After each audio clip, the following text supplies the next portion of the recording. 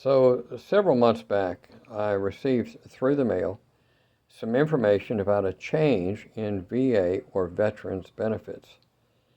And it said that veterans benefits had changed and that the burial amount and the funeral amount that the VA would pay had changed. The paperwork and everything looked relatively legitimate, so I thought I would look into it. It also said you could call this number and get this free burial guide, free information. And being retired, I like free information. I like free stuff. So I called the number, which was at a local funeral home here in the town that I live in, but I won't name the funeral home because I want to get a lawsuit because of some of the things I'm about to tell you. But I went to down there and saw this young lady. She gave me a rather, 3 to 5 minute brief presentation on funerals and what funerals could look like. And she said, you have to come back at an appointed time, and they'll give you all the information on funerals, funeral cost, burials, everything you need to know about funerals, and they said they would even feed us lunch. So I gave that some thought, decided, I'll make the appointment, and told my wife, and we decided we would go, so I made the appointment. And one thing I discovered real quick is that funeral homes can be a real ripoff. And let me tell you why. So we went to this presentation given by some professionals. These are professional, very polished salespeople trying to sell you on the idea of having a wonderful funeral. And I'm like, how wonderful can it be? People walk in, they'll say, isn't his funeral wonderful? I mean, he's dead. Isn't that wonderful? And I immediately began to get suspicious of what was taking place because I spent almost 40 years in sales myself and sold a lot of different products over those 40 years. But anyhow, the presenter was a young lady, very nice, very professional. She was one of the funeral directors. And they went in great detail about the perfect funeral, the most wonderful funeral, the benefits of having the right type of coffin, how long the remains will last, and the graveside service and the plot, the cemetery plots. And they went on rather extensively about how great these funerals were going to be. And so I was sitting there thinking, how great can it be? You're going to be dead. Who wants to have a glorious, fantastic funeral? You're not going to be there to enjoy it. Your relatives might enjoy it. But anyhow, the presentation went on for quite some time. It began to remind me of a timeshare presentation. I mean, really. They talked about monthly maintenance fees. It was going to cost so much a month to maintain the grave and the cemetery and all this stuff. I mean, they went on and on and on. And they were beginning to price condition the audience. There were several people in the audience. As a matter of fact, the actual owner of the funeral home was in the back of the room, and she put her hand up at the guy and said to him, what's the average cost of a funeral now? And he said, $20,000. So I'm sitting there with my wife, and I'm thinking, $20,000? There's two of us. That's $40,000 for funerals. And I'm like, well, that's outrageous that you'd have to pay $40,000 for a funeral. After this presentation was all over, I even called a friend of mine who was a pastor, and I won't name him either. And I said to him, we went to this presentation on funerals, and it looks like it's going to be about $40,000. In your opinion, from a biblical view, I don't know what that banging noise was. In a biblical view, what's the best thing for a person to do?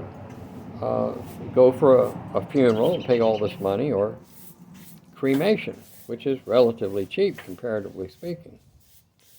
And he said to me that the best that he could determine that the biblical answer was to have a funeral and be buried. And my immediate response was, okay, if I go for that, who's going to pay the $40,000? Well, the obvious answer is it comes out of the estate. And so my thinking was, and my wife's thinking was, why would we pay $40,000 for a funeral that we're not going to get to enjoy? And I mean, at this presentation that we attended, it was very, very close to some multi-level presentations that I had attended in the past, or a timeshare. But had a great speaker, a beautiful speaker. They did a wonderful presentation. In less than 20 minutes, they told you all the benefits about it. And, I thought, wow, at the end of this, I'll get to get my $69 sign-up kit, and then I can sign other people up so they can get funerals. It was like a multi-level funeral.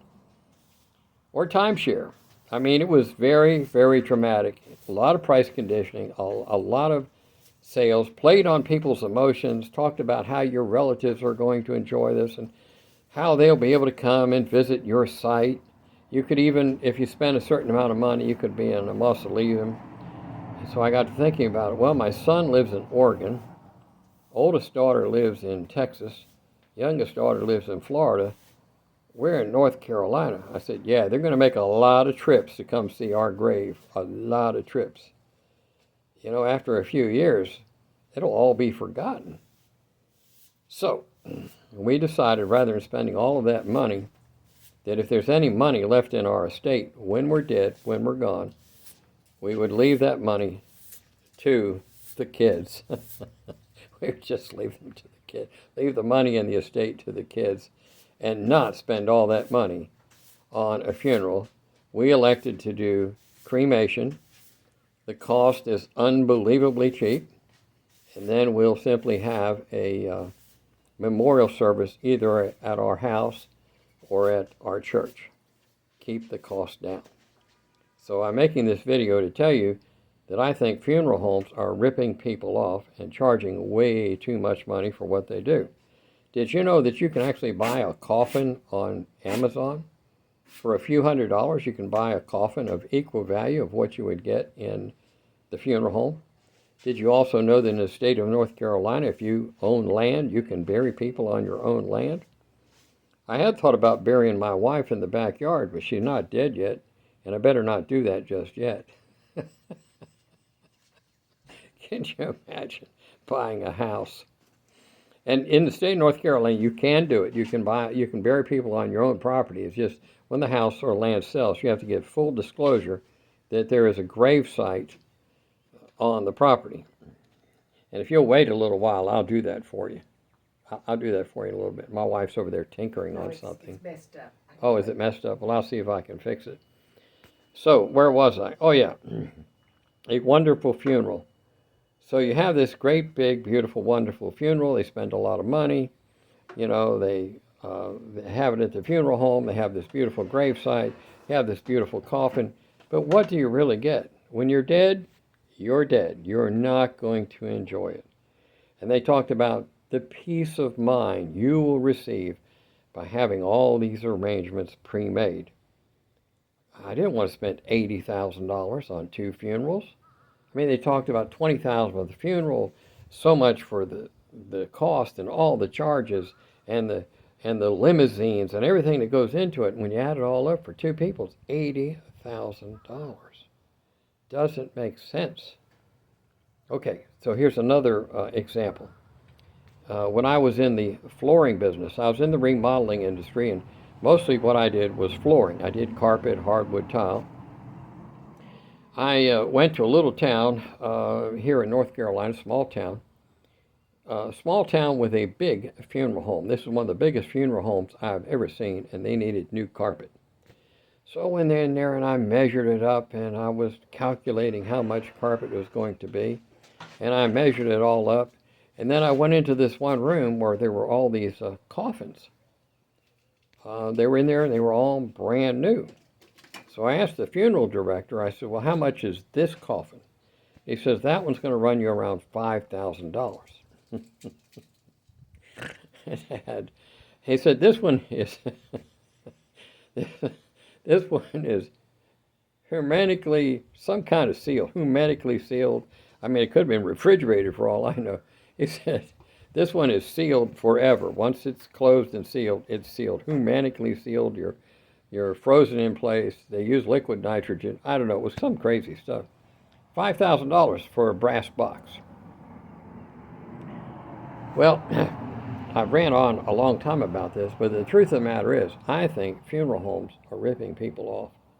I have been to some very nice funerals, knowing that those people spent a lot of money on that funeral. 90 days after the funeral, the people that attend your funeral won't even remember it.